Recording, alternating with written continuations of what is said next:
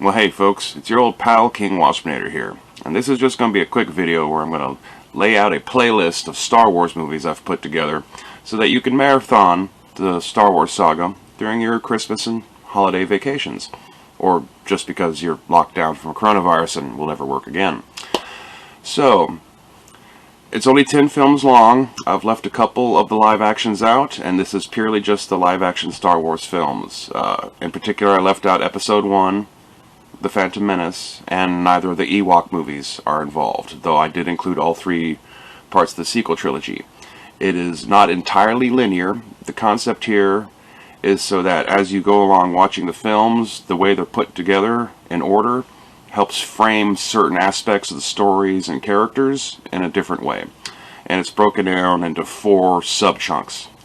So you start off with what I call the inverse Star Wars trilogy.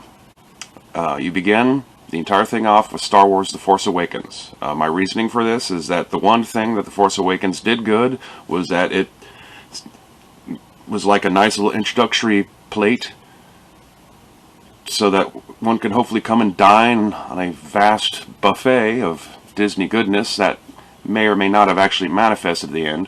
But since that's what that film does good, is, you know, it introduces characters and introduces people to the universe and all that kind of stuff, why not go ahead and start the whole thing off with that? You know, use its best quality in the most effective fashion. And also, by starting off with The Force Awakens, the next film in the inverse trilogy at the beginning of our little 10-movie saga here, you go to The Empire Strikes Back.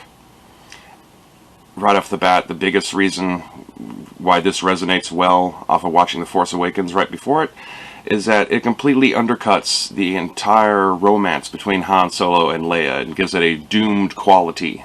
So, from there, you end off the inverse trilogy with Episode 3, Revenge of the Sith.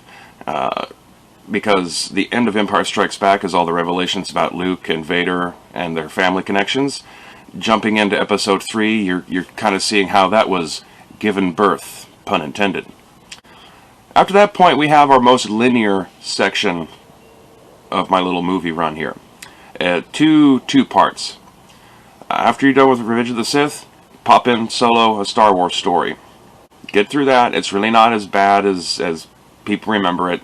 I personally enjoy that. It's low stakes kind of storytelling. You know, there's not some big end of the universe kind of dilemma going on. It's just a character introduction.